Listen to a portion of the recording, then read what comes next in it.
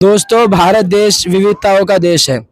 यहाँ पे सैकड़ों धर्मों के लोग रहते हैं, सैकड़ों जातियों समाज के सारे लोग यहाँ पे मिलजुल के रहते हैं।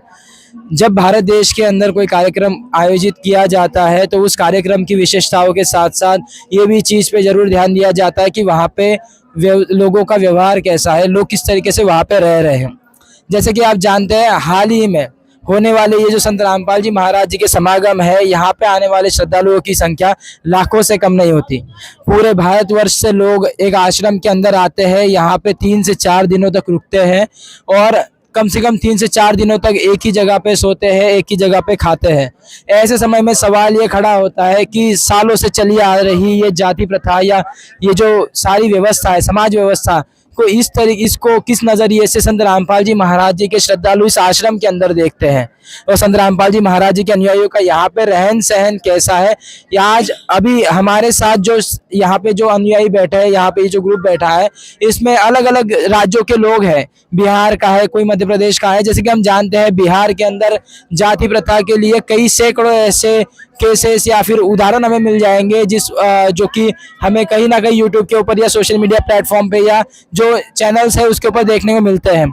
और इसी की तरह और भी राज्य है जो हमें देखने को मिलते हैं। तो यहाँ पे सारे जो राज्य है वहाँ के लोग हमसे यहाँ पे बैठे हुए हैं। आइए इनसे सवाल करने की कोशिश करते हैं, इनसे जानने की कोशिश करते हैं कि किस तरीके का इनका रहन सहन यहाँ पे होने वाला है, कैसे यहाँ पे सारा आयोजन होगा, कैसे वो रहने वाले। नमस्कार सर। नमस्कार। कहाँ से हो आप? मैं एमपी मध्य प्रदेश से हूँ। सर, यहाँ पे जो ये 3 दिन का समागम हो रहा है, आप एमपी से बिलोंग करते हैं और यहाँ पे देखा ये जा रहा है कि बिहार राज्य से भी लोग आए हैं, राजस्थान से भी लोग आए हैं और कास्टिज्म एक जो चीज़ है इसको इस तरीके देखा जाता है कि किसी के साथ बैठना या खाना, क्योंकि अदर धर्मगुरु जब हम जहाँ पे जाते हैं तो वहाँ के जो धर्मगुरु है कई बार उस चीज़ को प्राधान्य देते हैं। क्या आपको यहाँ पे ऐसी कोई चीज़ें देखने को मिली है? देखिए सर, मैं जब यहाँ पे आया तो मैंने ये देखा कि यहाँ पर जैसे अन्य धर्म गुरुओं को आप देखें तो वहाँ पर क्या है कि जो वीआईपी लोग होते हैं वो अलग, उनकी अलग व्यवस्था होती है, वो अलग बैठते हैं और उसके बाद है जो संगत बैठती है। तो यहाँ पर मैंने देखा कि यहाँ पर इस तरह के कोई भी व्यवस्था मुझे दिखाई नहीं दी। सारे एक जैसे ही है समाज के साथ? जी जी, सभी लोग एक जैसे ही दिखाई दे रहे हैं। मतलब चाहे किसी भी जाति का हो वो सभी लोग एक ही मैट पर बैठेंगे और एक ही व्यवस्था में बैठेंगे। यहाँ किसी भी प्रकार की कोई जाति बाद मुझे देखने को नहीं मिला। तो किसी को ऐसी आपत्ति नहीं होती है कि सर हम ऊंची जाति के हैं और हम इनके साथ नहीं सो सकते या इनके साथ खाना नहीं खाएंगे? नहीं, ऐसा बिल्कुल भी नहीं है। सभी लोग एक जगह बैठते हैं, सभी लोग एक ही जो बाथरूम की जो व्यवस्था है, जो नहाने की व्यवस्था है, जो भी सारी व्यवस्था है, सभी लोग एक ही तरीके से सभी लोग उसका उपयोग करते हैं और किसी भी तरह कोई भी भेदभाव यहाँ देखने को नहीं मिलता, क्योंकि सभी लोग एक ही हैं, सभी लोग एक ही परमात्मा के बच्चे हैं। क्योंकि भगवान ने सबको एक ही शरीर, सभी को मनुष्य शरीर दिया है और परमात्मा ने ऐसी कोई व्यवस्था बना के नहीं दी है। और ये जो व्यवस्था जो बनाई गई है, जो समाज, हिंदू समाज में जो चली आ रही है, जो हम ही लोगों ने बनाई है और परमात्मा ऐसा नहीं चाहते कि ये व्यवस्था रहे।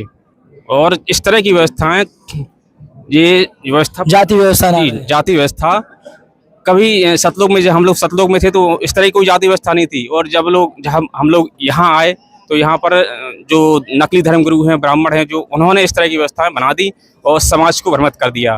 और आप देखें सतलोक आश्रम में देखें आप, इस तरह की आपको इस तरह की व्यवस्था आपको कहीं भी देखने को नहीं मिलेगी। आप आके देख सकते हैं, विजिट कर सकते हैं। सर, यहाँ पे तो चलो ठीक है कि मध्य प्रदेश के यहाँ पे इतने केसेस नहीं देखने को मिलते, लेकिन बिहार एक राज्य ऐसा है कि जहाँ पे ऐसे केसेस बहुत देखने को मिलते हैं। ऑन लाइव कभी कभी देख पाते हम कि कई बार जाति की वजह से थोड़ा मतभेद हो गया या फिर भेदभाव कर दिया जाता है। लेकिन आप यहाँ पे आए हैं, आपका क्या विचार है? सर, हम तो बहुत दिन रमौत में रह चुके हैं, इसलिए कि रमौत का हमको अच्छा नहीं लगा। कई जगह हम तीर्थ भी करने के लिए, लेकिन ये संत रामपाल गुरु महाराज के जो शरण में आए हैं, जिस रोज से दीक्षा लिए 12-13 महीना हमको हो गया है, इसलिए कि उस रोज हमको बहुत अच्छा, अभी तक तबीयत नहीं खराब हुआ। इसलिए कि जो मतलब यहाँ का व्यवस्था, जैसे हम भी सोच रहे थे कि जो मतलब सपना रहते कि जो धनाधाम कैसे हैं, तो भाई हम बाबा ने कृपा हुआ, आदेश दिया बाबा ने, तो हम यहाँ आ गए। तो बहुत अच्छा व्यवस्था यहाँ है, सबको मिलन जुलन एक है, बड़ा हो छोटा सबके एक तरह का बिस्तर, एक तरह खान पान, रहन सहन सारा भी एक जगह है और सारा व्यवस्था बहुत ठीक है। और शौचालय और ये साफ सफाई, इससे अच्छा ज़्यादा विश्व में कहीं नज़र नहीं आ रहा। इसलिए कि इसलिए बहुत अच्छा हमको व्यवहार यहाँ का लग रहा है। और इससे कि 84 के फेरा से बचने के लिए संत रामपाल गुरु महाराज ने इस सारा मानव को अच्छा रास्ता सतलोक का रास्ता बता रहे हैं कि जो आपको सही जगह सतलोक आपको जाना है तो दीक्षा लेकर के आप सारा इस तरह से मंत्र में इसमें कोई तरह का आप मतलब जो है ये आप इसके नियम से चलिए और इसका आप कई तरह का बाधा नहीं होना चाहिए और नियम का पालन करना चाहिए। और यहाँ पे खाने पीने की अलग व्यवस्था है, ऐसा कुछ देखने को मिला? जी, खाने पीने का व्यवस्था एक रंग है सबको, बड़ा हो छोटा हो, कोई सारे एक ही लाइन में बैठ के खा रहे हैं? एक लाइन में बैठ के सारा बिस्तरा एक जगह एक रंग पे है। बिहार का जैसे कहा जाता है कि पंडित और शूद्र दोनों है, तो दोनों एक ही जगह पे बैठ के खा रहे हैं? हाँ, सब जो है सब बैठ के खा रहे हैं। यहाँ कोई तरह की वातावरण नहीं हो रही है, बहुत शांति पूर्वक यहाँ का समस्या और सारा चीज मानव का जो होता है वो इसमें है संत रामपाल गुरु महाराज के शरण में, ऐसी बात है। इसलिए कि आपका क्या कहना है सर इसके बारे में, जिस तरीके का ये मतलब एक तरीके से समाज निर्माण का ही कार्य संत रामपाल जी महाराज जी के द्वारा किया जा रहा है? यूजुअली सर ये देखा जाता है, जैसे बाबा बागेश्वर धाम की एक क्लिप वायरल हुई है जिसके अंदर उन्होंने किसी पर्टिकुलर पर्सन को किसी पर्टिकुलर नेम से संबोधित कर दिया था, जिसकी वजह से बहुत सारा विवाद हुआ था। तो क्या आपको ऐसी कोई चीजें इस आश्रम में देखने को मिली है?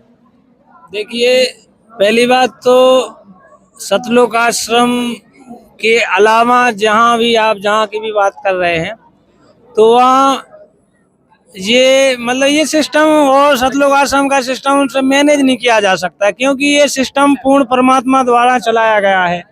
और इस सिस्टम की तुलना यदि आप बागेश्वर से या किसी स्वर से करोगे तो ये तुलना हो ही नहीं सकती है, क्योंकि ये पूर्ण परमात्मा का चलाया हुआ मार्ग है। यहाँ जाति विशेष या किसी व्यक्ति विशेष का चलाया हुआ ये मिशन नहीं है। क्योंकि मैं एमपी का हूँ, जो बागेश्वर धाम जो आप बता रहे हैं वो मेरे जिला के, मैंने पास ही का जिला है छतरपुर में, टीका निवाड़ी जिला का हूँ। तो वहाँ का जो आप बता रहे हैं तो ऐसे कई मठ हैं जहाँ जाति को तवज्जो दी जाती है। मैंने देखा है और अन्य संतों के पास, अन्य संतों के आश्रम में जाकर के देखा है कि वीआईपी कैटेगरी अलग होती है और नॉर्मल, और हम जैसे तो धूल में बैठते हैं। हम तो ये नसीब ही नहीं होता था जो आज संत रामपाल जी महाराज ने जो परमात्मा का ज्ञान आधार पर सुविधाएं बताई हैं, मानव का जो व्यवहार बताया है, सिखाया हम लोगों को। हम लोग तो अभी पिछले ज्ञान के आधार से करने बात, तो हम लोग उसमें भूले थे कि हम शुद्ध हैं। तो शुद्ध का इतना ही औचित्य है कि वो संतों के समागम में जाए तो धूल में बैठ के उनके वचन सुन के वो घर आ जाए। लेकिन परमात्मा ने बताया है इस ज्ञान आधार से कि परमात्मा के मार्ग में कोई जाति विशेष का मुख्य बिंदु नहीं होता है। परमात्मा बताते हैं कि जीव हमारी जाति है, मानव धर्म हमारा, और हिंदू मुस्लिम सिख ईसाई धर्म नहीं कोई न्यारा। क्योंकि परमात्मा के पाने वाले मार्ग में जाति विशेष का कोई औचित्य नहीं रहता है। ये जाति सामाजिक ऊंच नीचता तो ये नकलियों ने बना रखी है, जिनने अपनी दुकानें चलाने के लिए एक विशेष जाति को उच्च स्थान दिया है और निम्न कास्टों का शोषण कर रहे हैं। और धर्म के नाम पर निम्न जाति, जैसे कि वो आपने बोला है कि शुद्ध, तो शुद्ध जाति का शोषण हो रहा है धर्म के नाम से और धर्म गुरुओं के नाम से। यहाँ आप देखिए, यहाँ नहीं, सतलोक आश्रम परमात्मा की दया से 15 आश्रम में 3 दिन का समागम चलता है। किसी भी आश्रम में जाके देख लीजिए आप, कहीं भी जाति के नाम से भेदभाव नहीं है, किसी वर्ण व्यवस्था के नाम से भेदभाव नहीं है। जो सुविधा गुरुजी ने चला रखी है वो सबको समान रूप से औचित्य के उसको मिलती है, कोई उसका भेदभाव। और दूसरी बात तो ये कि भेदभाव जहाँ होता है जहाँ चीजों का अभाव हो, यहाँ परमात्मा का खुले भंडार है, किसी चीज का अभाव नहीं है, तो भेदभाव की तो बात ही नहीं। भेदभाव वहाँ होता है जहाँ कम सीमित चीज हो और चाहने वाले ज्यादा हो। यहाँ परमात्मा कहते हैं कि आप 3 दिन नहीं 30 दिन रह के भी सुविधाएं लो, 1 रुपया आपसे चार्ज नहीं लिया जा सकता। ये परमात्मा का भंडारा है, खुला भंडारा, पूरे विश्व को परमात्मा बुलाते हैं। इसमें कोई चार्ज नहीं है, कोई भेदभाव नहीं है, कोई कैपेसिटी या कोई आपके उससे पद से या कोई निम्न वर्ग से लेना देना है। या सब आत्माएं समान हैं, समान रूप से सबको सुविधाएं दी जाती है। इसमें ना एक और चीज कही जाती है सर कि जैसे अभी आप यहाँ पे आए हो, एक सिर्फ जाति भेद नहीं है, कहीं ना कहीं लैंग्वेज बैरियर भी आता है, भाषा का भेद है, राज्य का बदल है। तो आप बिहार से यहाँ पे चल के आए हो, आप पहली बार धनाना धाम आए हो, कैसा अनुभव रहा आपका? यहाँ के लोगों ने कैसा आपका उनसे अगर कोई कम्युनिकेशन हुआ, बातचीत हुई है तो कैसा लगा आपको? कहीं ऐसा तो नहीं कि कोई उनकी किसी बात से आपको बुरा लगा है या फिर आपको कहीं पे ऐसा बोल दिया हो कि साइड में हो जाइए, इस तरीके का कोई बिहेवियर आपको देखने मिला? मान सम्मान, बहुत मान सम्मान, बच्चे से लेकर और बूढ़े तक का मान सम्मान सब कर रहे हैं यहाँ, बच्चे से लेके बूढ़े तक का सबका? सब कर रहे हैं। इसलिए कि हमको बहुत अच्छा लगा, इतना बहुत। हम नेपाल भी गए हैं और वहाँ का यहाँ में अंतर तो है, लेकिन नेपाल में सुधार बहुत हो चुका है। इसलिए कि जो वहाँ को मांसाहारी बहुत ज्यादा था, इसलिए कि मांसाहारी में सुधार बहुत हो चुका है 3 हिस्से की, जिससे कि अनुमान हम लगाएं इसमें 3 हिस्से हो चुका है, अब 4 आने बच गया वहाँ। इसलिए ये धनाना धाम में यहाँ देखते हैं आप, विश्व का एक सूत्र में परमात्मा बांधने के लिए जा रहा है। तो यहाँ पे जो हरियाणा के लोग अगर आपसे बात करते हैं तो एकदम आपको अच्छा लगता है, इसी तरीके से बात होती है? बिल्कुल, भाव विचार बहुत अच्छा लगता है हमको, बाल बच्चे से लेकर के और जितना बहुत ही प्यार से बात से लेकर के और बूढ़े जितने हैं सबको बहुत एक समान है यहाँ, एकदम दूसरा कोई नहीं अंतर कर रहा है यहाँ। आपका क्या कहना है सर?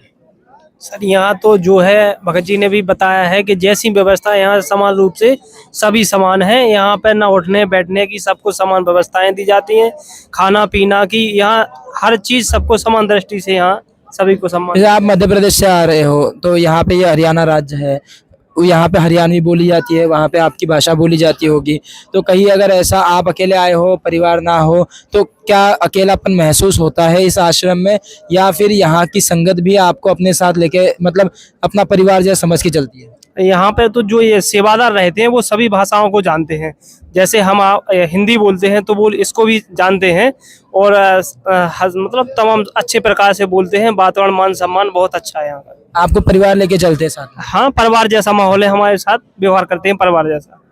बहुत ही अच्छी चीज हमें इस आश्रम में देखने को मिली है कि अन्य जब धर्मगुरुओं के यहाँ पे जब जाते हैं या फिर उनके जब कार्यक्रम देखे जाते हैं तो कहीं ना कहीं वीआईपी कल्चर तो हमें शोर उनको यहाँ पे देखने को मिलता है, लेकिन अगर अनसेंसर्ड न्यूज़ या फिर कुछ लोकल न्यूज़ की माने तो कई बार ये भी देखा जाता है कि मठों के अंदर या फिर कोई ऐसी धार्मिक जगहों पे जाति भेद भी किया जा रहा है। आज भी गाँवों के अंदर ये चीज़ हो रही है, लेकिन संत रामपाल जी महाराज जी के द्वारा एक समाज का, नए समाज का जो स्थापना है वो यहाँ पे हमें देखने को मिल रही है कि यहाँ पे संत रामपाल जी के द्वारा समाज में से ये जो सारी कुरीतियाँ है, जाति भेद, वर्ण भेद, रंग भेद और ऊंच नीच का ये जो भेद है, इन सभी को मिटा के एक समान सभी को एक जगह पे बिठाया जा रहा है और सभी एक दूसरे के साथ आपस में मिलजुल के यहाँ पे रह रहे हैं। एक लास्ट आखिरी सवाल लेंगे कि सर ऐसा क्या कारण है कि आप सब यहाँ पे मिलजुल के रह रहे हो? इसका मुख्य कारण ये है कि जो संत रामपाल जी महाराज जी ने जो ज्ञान दिया है, उस ज्ञान के आधार पर हम सभी लोग चल रहे हैं। उन्होंने जो तत्व ज्ञान दिया है उसके आधार पर हम सभी लोगों के जो विचार हैं वो एक हो चुके हैं। हमारे अंदर ना कोई भेदभाव है, ना कोई जातिवाद है और हमारे सभी जो भक्तों के विचार एक हैं और हमारे अंदर किसी भी तरह का कोई, ना तो आप कह सकते हो जातिवाद है या फिर आप कह सकते हो किसी भी तरह का कोई भी भेद नहीं है। हम सभी लोग एक हैं। ऐसा तो नहीं है कि सिर्फ आश्रम के अंदर आ रहे हो तो सभी साथ में रह रहे हो, जब गांव में जा रहे हो तो वहाँ पे जैसे गांव की रिचुअल्स है या जिस तरह की पद्धति है वैसे रह रहे हो, ऐसा तो नहीं है? नहीं भगत जी, ऐसा बिल्कुल भी नहीं, क्योंकि हमारी परमात्मा ने हमें ज्ञान ही ऐसा दिया है कि हम उस ज्ञान के आधार पर चलते हैं और उस आधार पर हम चल के हम अंदर जो पहले भेदभाव था वो पूरी तरह से खत्म हो चुका है।